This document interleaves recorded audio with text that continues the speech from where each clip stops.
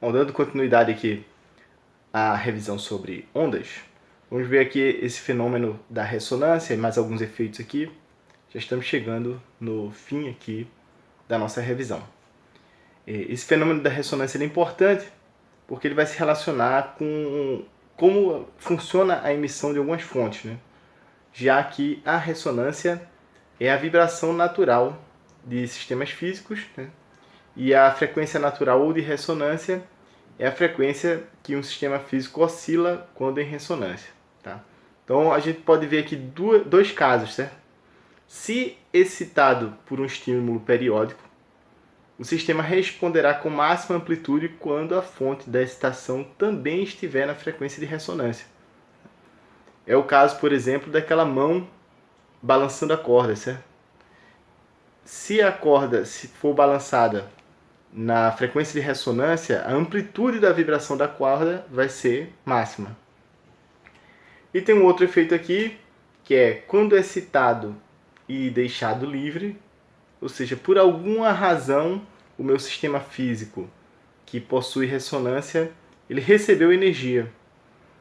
Só que ele não ficou continuamente recebendo energia, que é o caso, por exemplo, da mão e da corda, né? O que acontece? Ele vai oscilar naturalmente na frequência de ressonância. É evidente que ele vai oscilar por um tempo e efeitos de amortecimento e de dissipação de energia vai fazer com que aos poucos essa oscilação cesse, né? Isso é o caso, por exemplo, dos instrumentos de corda, né, dedilhada e percutidas, né, que é o caso, por exemplo, do violão e do piano. Então, no violão, o músico ele dedilha a corda e se ele dedilhar a corda, ela vai emitir um determinado som com uma determinada frequência. Se ele dedilhar novamente a corda, esse som não muda. Uma nova excitação, uma nova energia que foi dada para a corda ali, ela vai emitir novamente um mesmo som, certo? Isso porque esse som está relacionado à frequência natural de oscilação da corda, né? Então o músico apenas dá uma excitação ali, deixa a corda livre e ela oscila na frequência natural. Agora nós vamos ver aqui um detalhe que vai ser importante para a gente compreender como a gente tratar uma onda interpretando que ela é composta por componentes. E aí, para a gente fazer essa interpretação, vamos começar relembrando aquilo que a gente já viu com relação à periodicidade na matemática, né? Então, na matemática, essa expressão, essa igualdade, define a periodicidade com o período T, maiúsculo aqui, tá? E nós já vimos que se nós substituirmos aqui nessa igualdade o T por T mais período, nós vamos obter a segunda igualdade aqui, que é aquela em que a função g, se ela se repete a cada t, ela também vai se repetir a cada 2t, né? Ou seja, se ela se repete com um período, ela também vai se repetir a cada 2 e a cada 3 e assim sucessivamente, certo? Esse assim sucessivamente nos dá essa regra aqui, tá? Que se isso aqui é verdade, que é a regra para a periodicidade, se a função g de t ela se repete com o período t maiúsculo, ela também vai se repetir com um período k vezes t maiúsculo, em que k é inteiro. E aí como é que a gente diferencia um número qualquer no qual uma função se repete efetivamente com o seu período, né? Aí a gente define aqui o que a gente chama de período fundamental, tá? Então esse período fundamental é o menor desses números aqui, para o qual vale essa relação, que é a relação que define o período, tá? E aí, né, só pondo em palavras essa interpretação dessa matemática aqui, a função g também se repete a cada 2 períodos, 3 períodos, 4 períodos, ela se repete em todos os múltiplos inteiros do período fundamental. Se a gente olhar as relações invertidas, né, ao invés de olhar para o período, olhar para a frequência, que é 1 sobre t, se a função se repete com frequência f, ela também se repete com as frequências f sobre 2, f sobre 3, f sobre 4. Né? Essas divisões por número inteiros nós chamamos de submúltiplos. Né? Então ela se repete com todos os submúltiplos da frequência f, que a gente também pode chamar aqui de frequência fundamental. Tá? Então não vamos esquecer essa relação aqui. Tá? Se uma função é garantido que ela se repete a cada t maiúsculo, com certeza ela também se repete a cada k vezes t maiúsculo. Tá? Essa relação aqui é importante, porque nós vamos usar ela agora. Então, aqui é uma suposição, certo? Que eu possa dividir g, a função periódica, em duas funções, g1 e g2. Se eu aplicar a relação, né, a gente chama esse g1 e g2 de componentes de g, tá? Então são duas parcelas aqui que vão compor g. E pela periodicidade, se g de t igual a g de t mais um período, e eu fizer as duas substituições aqui, g de t igual a g1 de t mais g2 de t, tá aqui no membro esquerdo, e pegar essa relação e substituir t por t mais período, eu obtenho essa expressão aqui. Tá? Existe uma infinidade de formas de juntar duas funções de modo que ela respeite essa regra de que elas no tempo t serão igual a elas no tempo t mais um período. Tá? E aí a gente pode restringir, então isso aqui é arbitrário de nossa parte, tá? Restringir quem são G1 e G2, né? Já que isso tudo partiu aqui de uma suposição. E aí a restrição que a gente vai propor aqui é que cada uma delas, isoladamente, se repita com esse período de G, certo? Então o T maiúsculo é o período dessa função original aqui, tá?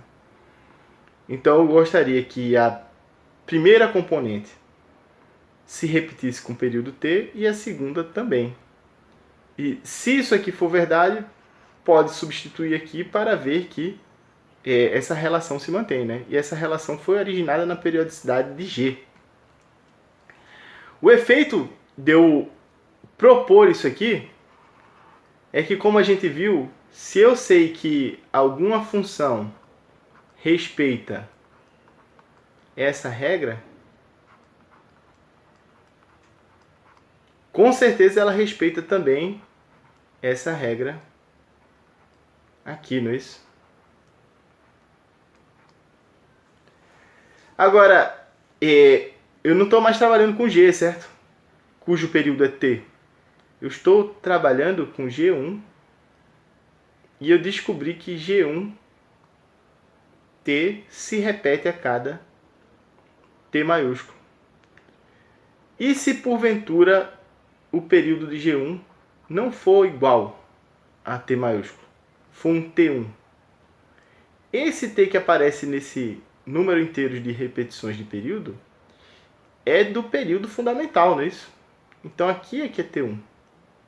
E aí, se eu comparo esses dois aqui, ó, eu vejo que para que essa igualdade seja verdade, é necessário que o número inteiro de períodos fundamentais de G1 seja igual ao período fundamental de G. Tá? Então, aí eu dei um nome aqui para essa constante de K1. K1 vezes o período fundamental de T1, o período fundamental de G1, dá o período fundamental de G.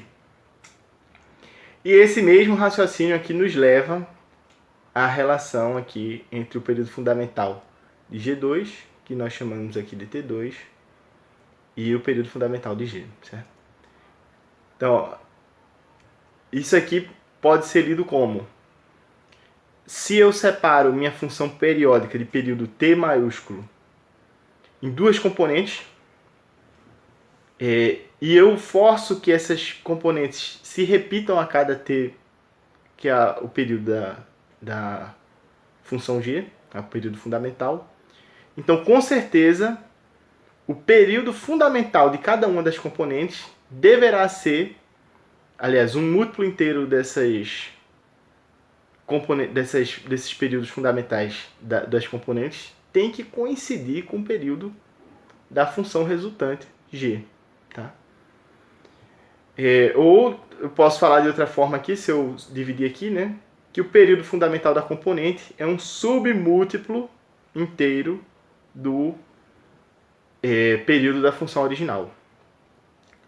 Ou se eu trocar aqui período por frequência, né, então T1 é a mesma coisa que 1 sobre a frequência da função G1, vai ser igual a o período da frequência da função G é 1 sobre F, né? Então aqui vai ficar 1 K1F.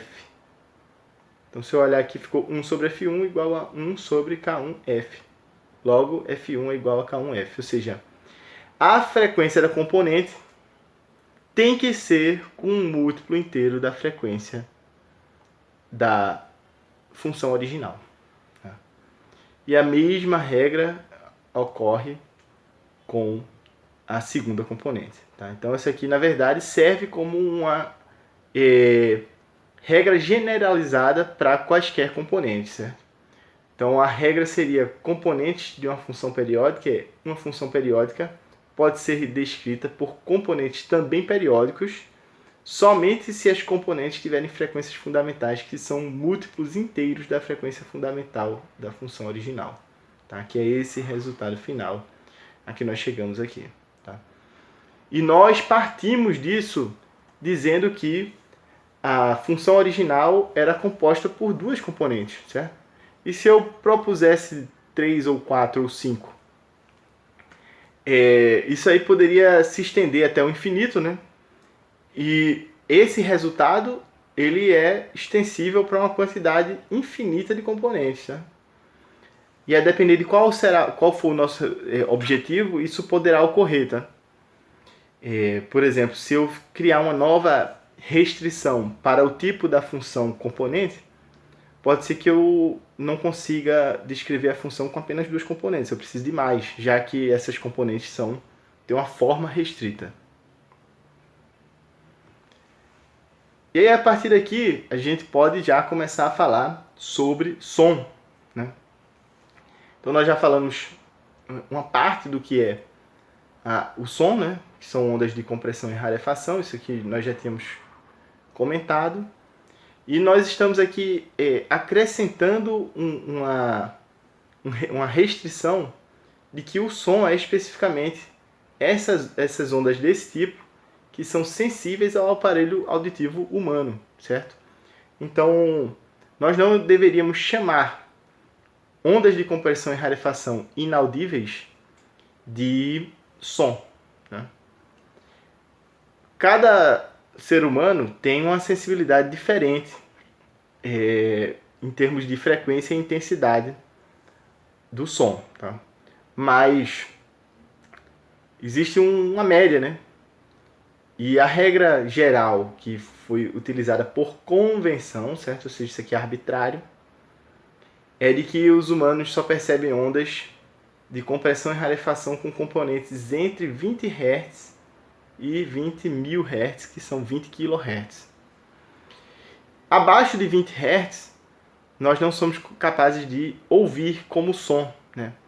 Nós não ouvimos a onda com o nosso aparelho auditivo. Nós podemos perceber isso aqui como uma espécie de tremor.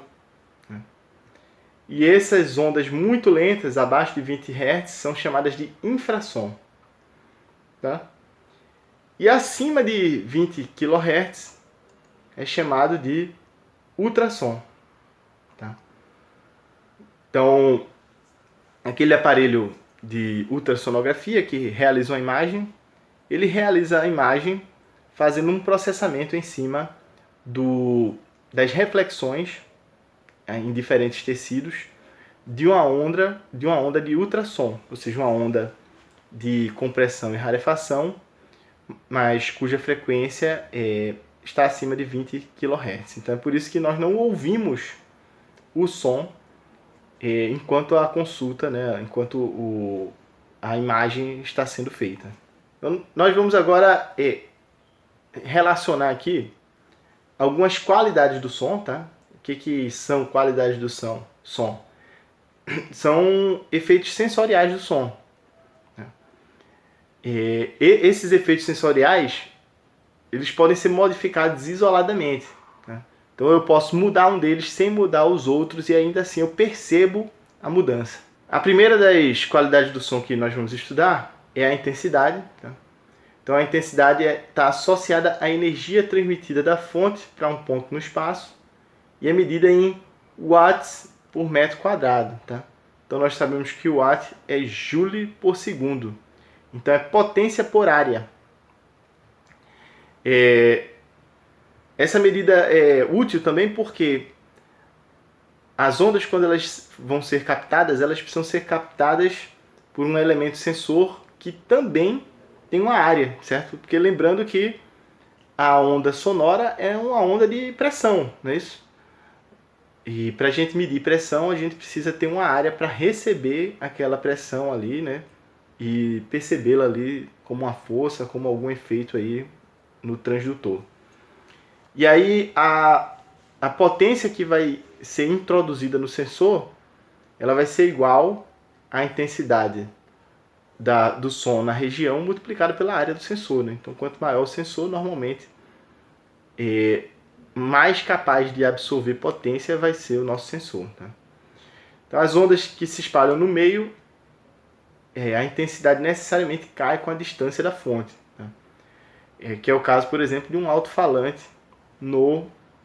emitindo no espaço, né? no ar, sem nenhuma restrição. Então a onda vai se propagar e ela vai se abrir ao longo do espaço e à medida que ela expande, a concentração de energia vai diminuindo e, portanto, a quantidade de potência por metro quadrado cai.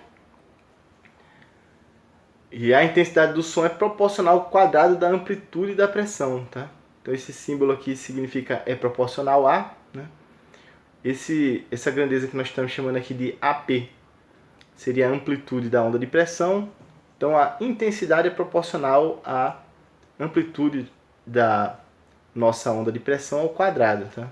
Então a gente pode dizer que com certeza a intensidade é igual a uma constante vezes a intensidade da onda de pressão, a amplitude da onda de pressão ao quadrado.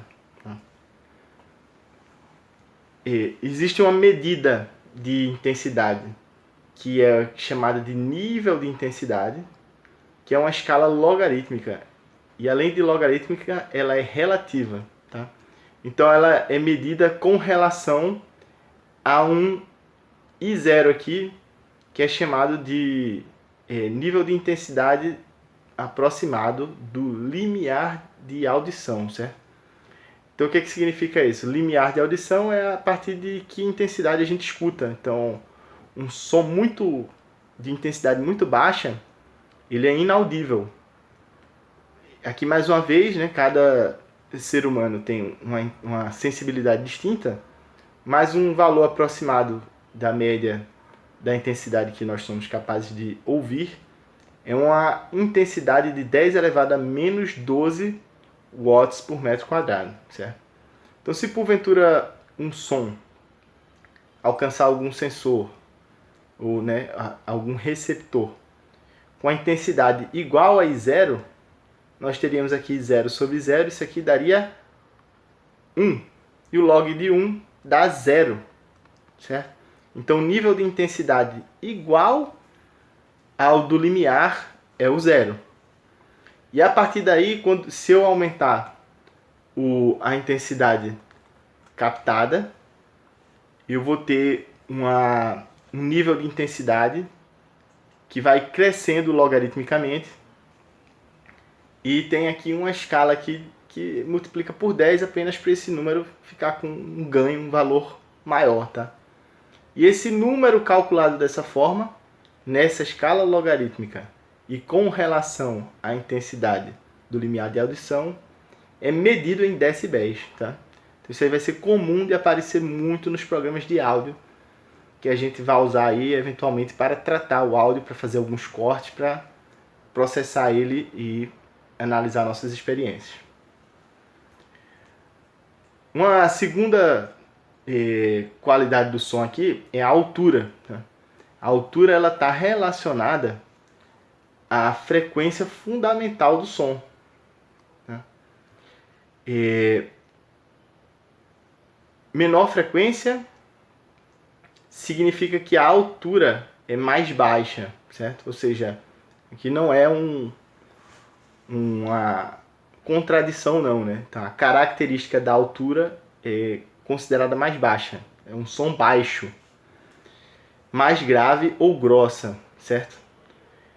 Maior frequência significa que é uma altura mais alta, ou mais aguda, ou mais fina, certo?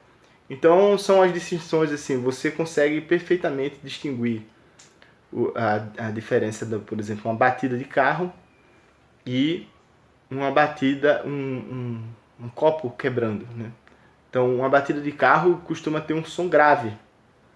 A deformação dos metais ali faz um som explosivo e grave. Já um copo quebrando faz aquele som de caco de vidro que normalmente é bem agudo. Então nós temos essa capacidade de perceber essa altura. Nós também conseguimos, se você tiver um instrumento, inclusive o nome do instrumento é baixo, e o baixo tocar uma nota, você percebe que aquela nota é grave, ela tem uma altura mais grossa.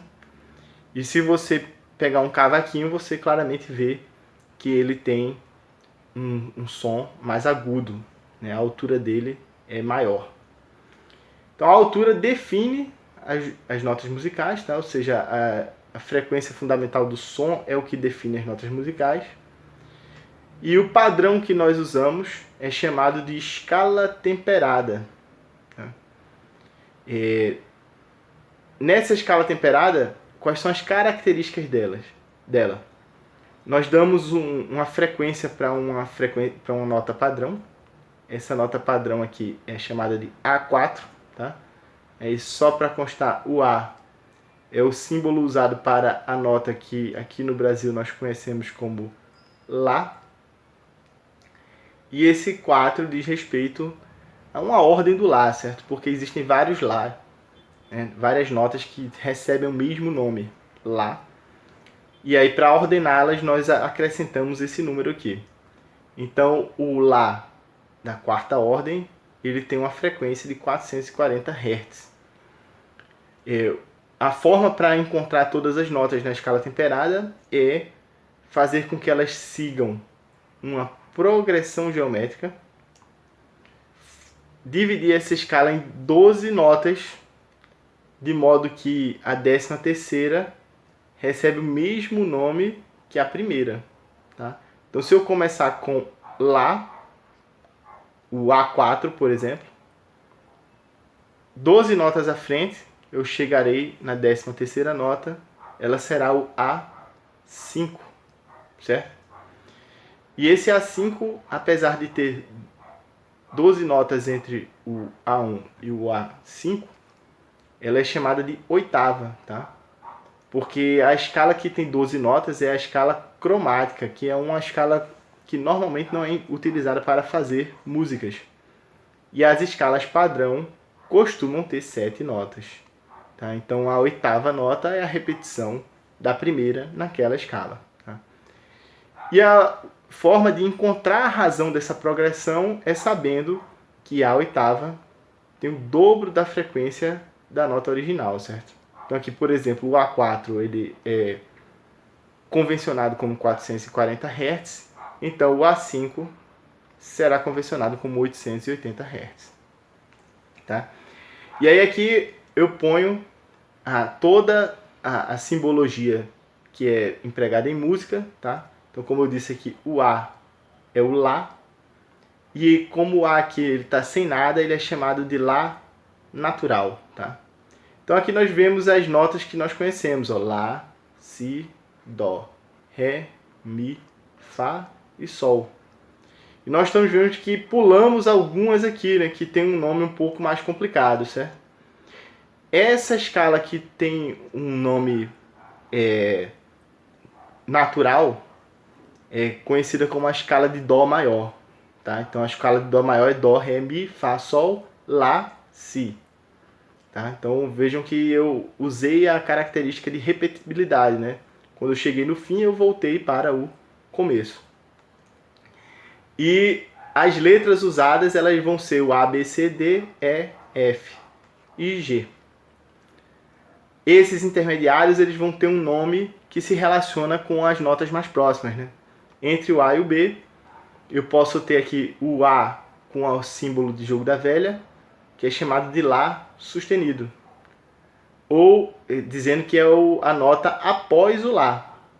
Ou pode ser chamado de Si bemol, que é a nota antes do Si. Então, para representar o bemol, se usa esse Bzinho minúsculo aqui. Tá? Então, essa mesma regra aqui vale também para essas outras notas intermediárias aqui. O Dó sustenido ou Ré bemol, Ré sustenido ou Mi bemol, Fá sustenido ou Sol bemol, e o Sol sustenido ou Lá bemol. A última qualidade de som que a gente vai estudar aqui é o timbre. Tá? O timbre está associado à identidade do som. Certo? O que significa identidade do som? Está relacionado à minha capacidade de identificar quem produz aquele som. Certo? Então eu consigo distinguir o emissor mesmo quando eles têm a mesma intensidade e mesma altura. Certo? Então, por exemplo, se eu tiver dois cantores cantando a mesma música, eu consigo distinguir quando é um cantor cantando de outro. Porque, embora eles estejam cantando a mesma nota, as vozes dos cantores têm timbres diferentes. A mesma coisa acontece com o instrumento musical.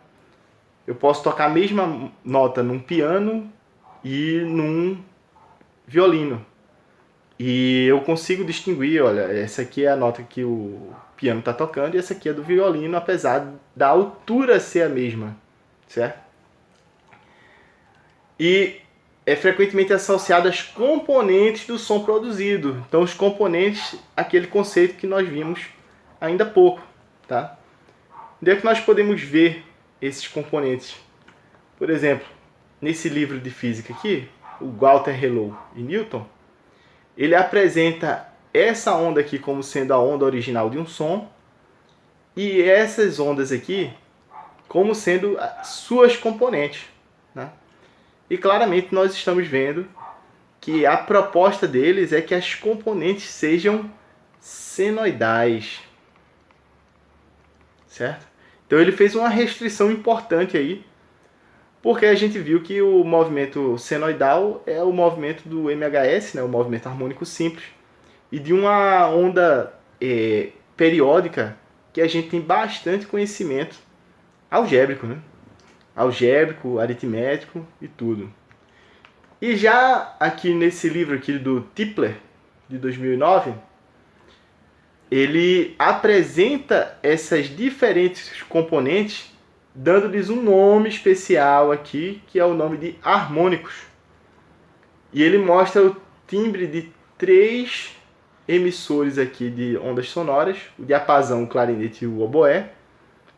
E ele diz que apresenta aqui a amplitude relativa e diz que o diapasão tem apenas o primeiro harmônico, que ele está associando aqui a 100%, enquanto que o clarinete tem um balanço distinto de componentes nos harmônicos e o oboé também.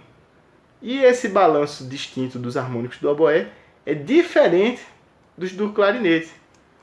Então ele associa essa proporção de harmônicos ao timbre dos diferentes instrumentos.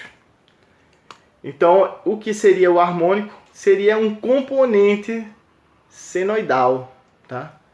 Então é quando eu pego aquela onda periódica e represento ela como uma soma de funções em que essa função não assume qualquer tipo de função. Necessariamente elas vão ter que ser senoidais. Tá?